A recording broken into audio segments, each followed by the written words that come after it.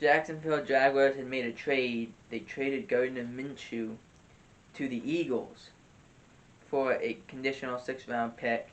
This was because when Urban Meyer got there, we always knew they were going to draft Trevor Lawrence. That was a foregone conclusion.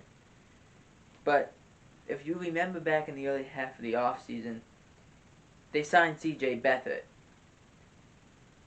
And part of his deal was, when signing C.J. Beathard, was he would be on the 53-man roster. One of those weird things that people get put into contracts with. So, the question was, were they going to have Beathard be the third quarterback or the second? Well, they still had Gardner Minshew, who has starter experience. And I'm fairly certain that teams were calling, and I know the Cowboys should have called, but the Eagles called for Gardner Minshew, and they were able to strike a trade. Now, the question is, can Hurts deal with this now? Because he's now got to deal with two other guys that have way more starting experience than you do. You got Joe Flacco, a Super Bowl champion. And you got, as well now, Gardner Minshew, who is a good player, and he showcased he did better in limited starts, even though he only has 4 more starts than Hurts has.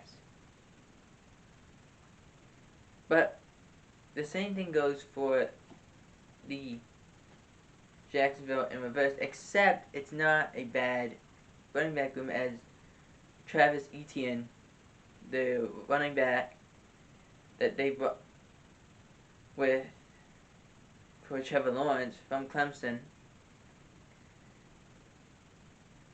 he is out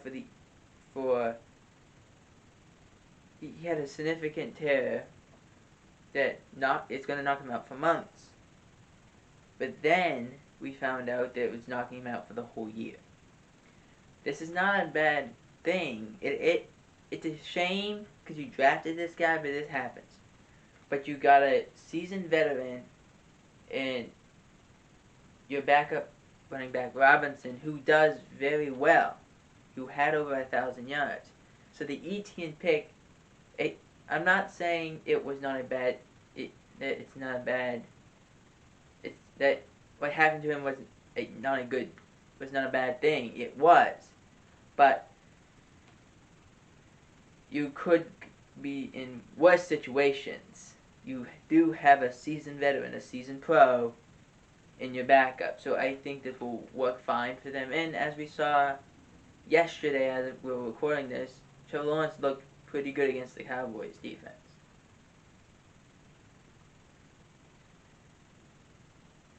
Bills wide receiver Isaiah McKenzie suffered a shoulder injury,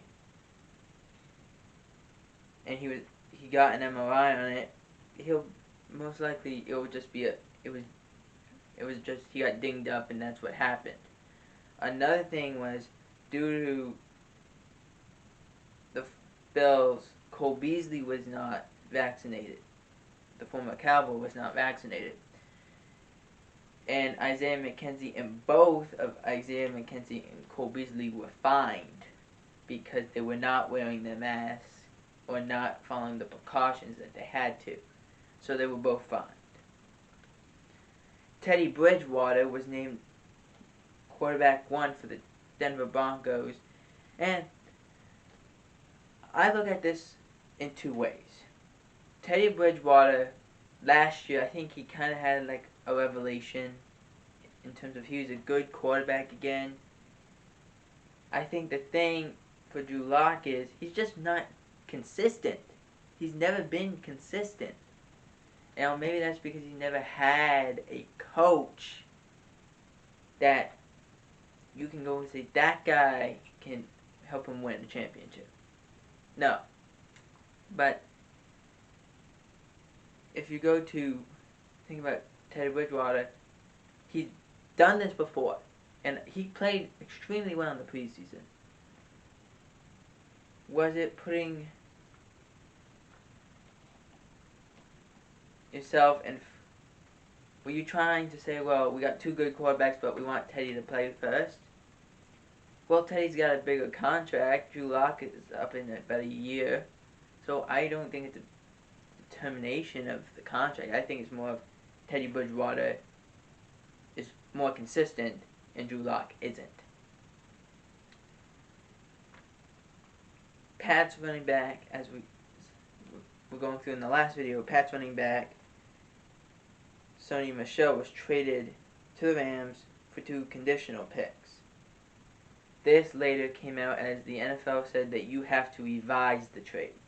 So essentially, right now, they have to revise the trade. So technically, he's still a Patriot, but the NFL is like, you gotta revise this so we know what's going on. Because this doesn't seem right. 2 conditional late round picks for a guy who's been in a Super Bowl. So the NFL is like, revise this trade and then get back to us. Because it takes about a few days for the trade to go through. Cowboys put their 3rd running back, Rico Dowdle, on IR. Now, as crazy as this does sound, the Cowboys were loaded at that position for running back. So, it doesn't matter how they played this, because they do have Brendan Knox, who played very well against the Jacksonville Jaguars, Jaquan Hardy, who's been decent, and then you got the fullback Nick Ralston. My expectation is either Jaquan Hardy or Brendan Knox finds their way on the roster, or they're both in the practice squad, or Nick Ralston finds his way onto the roster, because Mike McCarthy kind of put the running back and tight ends together.